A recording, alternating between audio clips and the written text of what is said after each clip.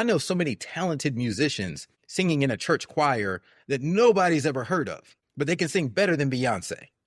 So talent doesn't get you there alone. Confidence doesn't get you there alone. It's very rare to get to the pinnacle of that type of career. But when we look at someone, we think that that's the norm.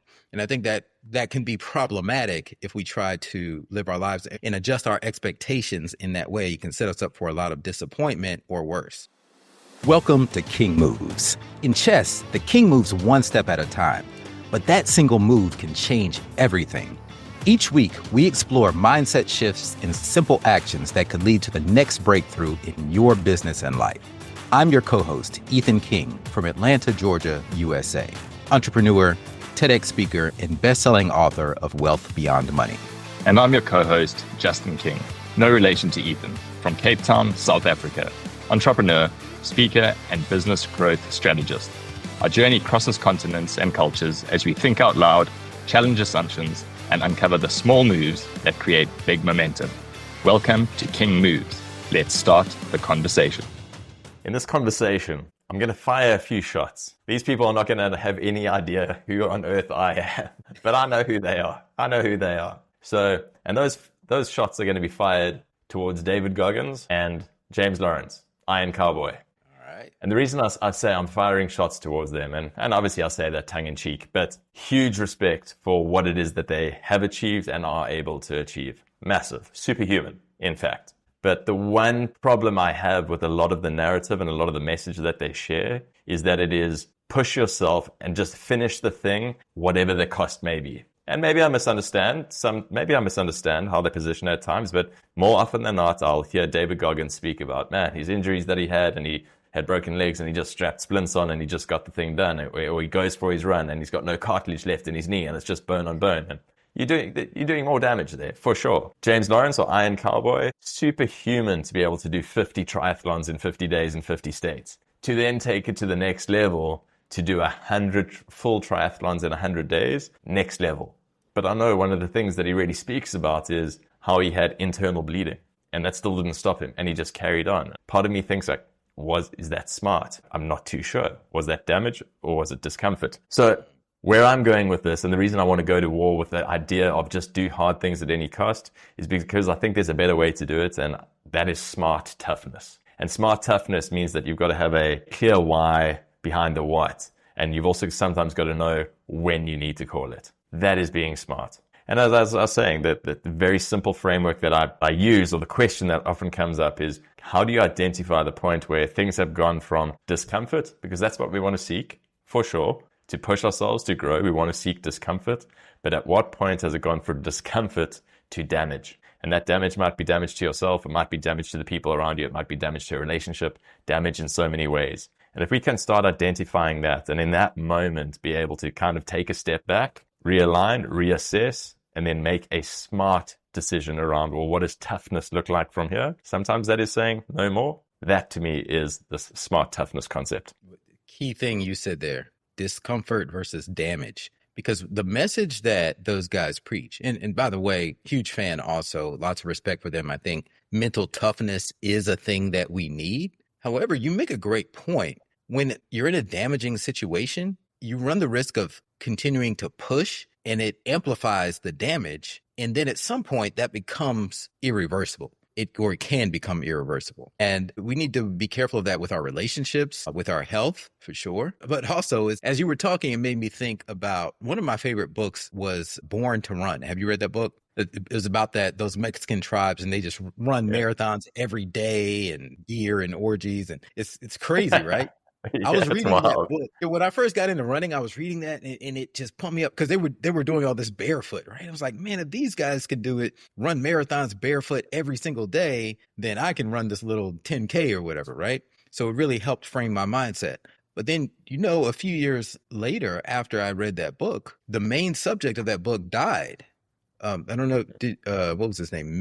Micah True. Yeah. He actually died while running. And he had some sort of a heart issue. Yeah. And I remember hearing that, and, rest in peace. I feel bad for him and his family, but it kind of away some of the value that book taught me, because I'm like, I was idolizing him and the other subjects in that book for their endurance running and their perseverance, but then he died doing the actual thing. So it kind of took away a bunch of points for me. So when you talk about the damaging effect, and we need to be mindful of that, and you may need to pivot in that and not just push through, that I think is a very strong message. Thank you, and I appreciate that. I'm glad that it resonated when I mentioned it to you, because it's something I've been sitting on for a long time, something I feel strongly about. And I've wrestled for a long time with the idea of, why do I always seem to choose the hard thing?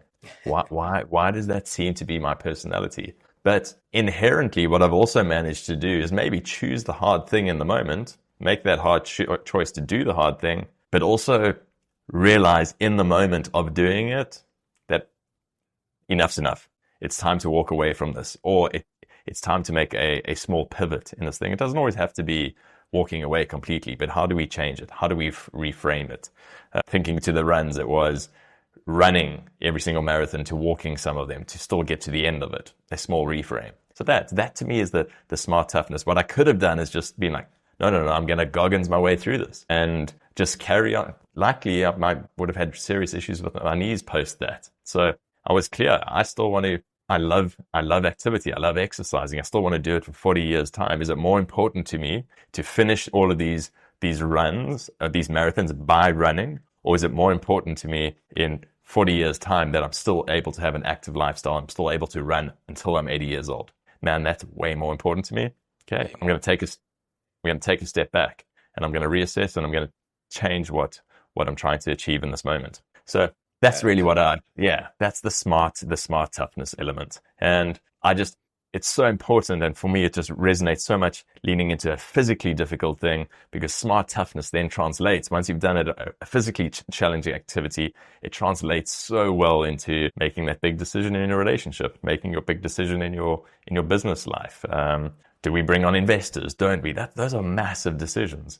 And once you've built this experience and the way that you've been able to work through tough situations, not just blindly. So we're not speaking about blind grit and white knuckling, because that's what a lot of us do. It's blind grit and white knuckling. We're speaking about, how do I pause and make a real decision? How do I make a decision when the going is really tough? Because there's decisions to be made, and the only decision is not carry on at any expense. Right. So yeah, man, I'm excited about kind of where this is going and how it's coming together in my mind. Key things. Pivoting does not equal weakness. Yeah. We have to remember that. In fact, pivoting could lead to an even better opportunity. So there could be strength in pivoting. And I think that's the danger that we run into with messaging like that. It's like, don't pivot, just push through. Could be bad advice, because there could be, have you heard the term survivorship bias? Yep. It's a term where we hear these about these edge cases, and we think that that's the norm,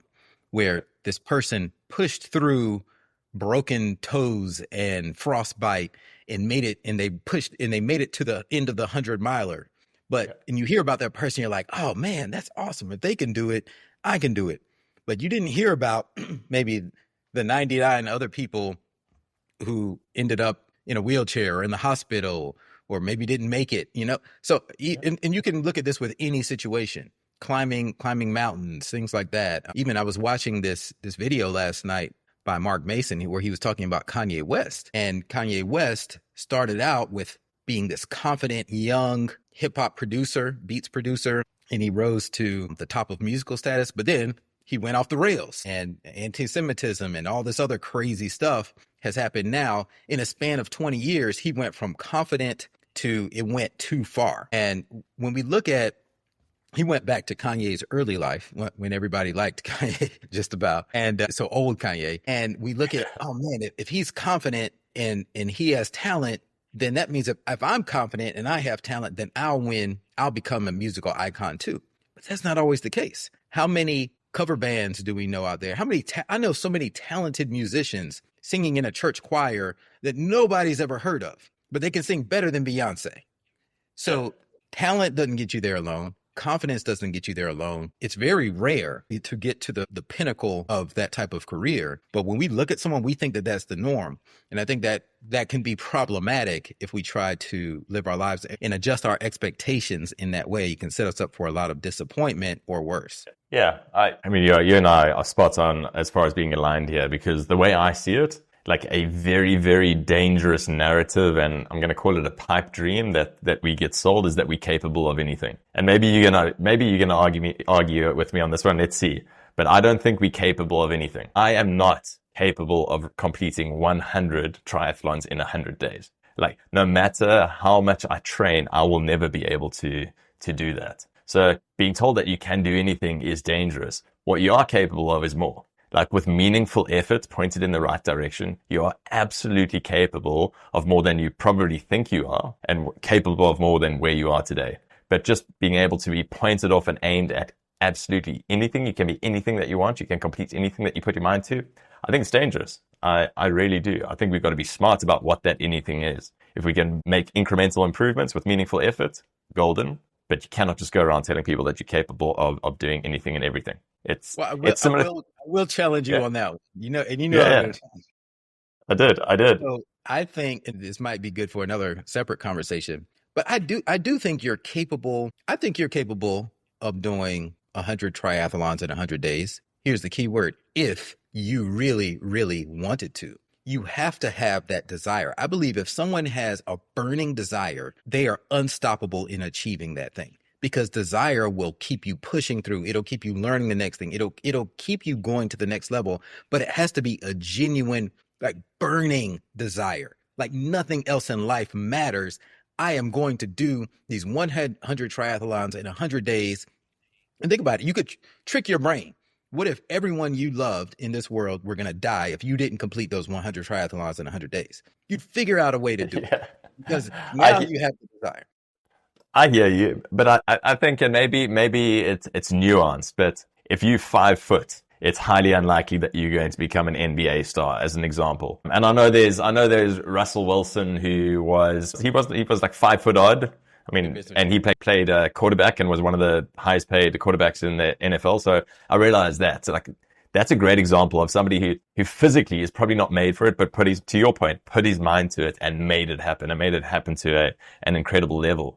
But there are certain times where you can just not do that thing. It's just not, no matter how much you want it. If you've got, like, physically you built for it, and you've got that aspect of it, and you can put your mind to it, yes. Yeah. But I think we all in buckets of... I can't fly. I can't just jump in the air and flap my arms and fly. That is correct. Physically impossible. Yeah. It's funny, when I was a kid, I used to idolize, Superman was my favorite superhero. And I believed that I could fly if I really put my mind to it. And I remember there are photos of me when I was like 7, 8 years old, jumping off of my grandmother's stairs. And I would do it over and over again, because I truly believe that if I kept practicing at it, I would eventually just levitate in the air and take off and fly like Superman. But obviously that is not possible. That is not true.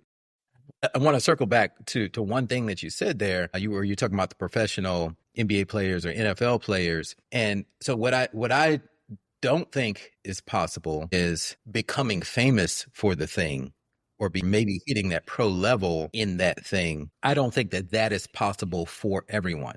And the reason why is because that part of it, that fame or getting hired by a certain team, that part of it involves other people, and you can't control other people. Fair. Same thing with the Kanye West example. There were other people involved, the Jay-Z's of the world, that made him who he is. Despite his talent and confidence, you got to have that part of it. That's not within your control. So even if you ran, or even if you completed the 100 triathlons in 100 days, that doesn't mean you're going to be famous for it. So that's the extra element that I think is out of your control and that you can't guarantee. Yeah. But I do think that as long as it's physically possible, if you have the burning desire, you can accomplish anything you want to accomplish. Yeah. And maybe, and I need to wrestle with it a little bit, but possibly what my concern is, if you think you are capable of absolutely anything, you end up doing nothing. Because, I mean, I could do, like, it's a cop-out. I could do anything that I put my mind to. Like, I could do that. You know what? I've been told, and I know I could do that thing. I could complete 100 triathlons, or I could do that thing. So What I'd prefer to see is somebody to put their mind to, instead of saying, I'm going to run 100 marathons or whatever, put their mind to, I'm going to do 10Ks. I've never run 10Ks. I've done a 5K before, but you know what? I'm going to work for it. And in a month's time, I'm going to complete 10Ks. And that's a hard thing for them to do in that moment because they haven't done it before. And then that's where you've got intention behind wanting to improve, wanting to get better by doing something tough. And the beautiful thing is when you start stepping into those things, or I want to learn a new language. Yeah, in a few months' time, we're going on a holiday with a family to wherever, to Spain. But you know what? I'm not going to use my phone. I'm going to, in the next 3 months, I'm going to lean into learning some basic Spanish. That's what I want to do. That's my hard thing. And the beauty there is your physiology actually changes. There's the anterior mid-singular cortex, the AMCC in your brain. And that's the area that's responsible for willpower, for perseverance, for resilience. That all comes from this AMCC. And when we lean into these challenging things that there's discomfort in them, learning a new language, mastering a musical instrument, completing 10Ks, climbing a mountain, your AMCC gets bigger, physically bigger. That area of your brain that controls resilience, willpower, perseverance gets bigger. That's what I love to see. That's why we need to lean into these things. But don't go to the extreme of white knuckling, blind grit. How can we show smart toughness as we do? Great way to end it. I think that's the king move, being able to decipher between the two, knowing when to pivot versus when to push through. Love it. Ethan, that was a good chat. Thank you. That's a wrap for today's episode of King Moves. Remember, in chess, like in business, one right move can change everything. Take today's action step, make your move, and build momentum. If you found value in today's episode, share it with someone who's ready for their next breakthrough, and don't forget to subscribe so you never miss our weekly conversations. Until next time.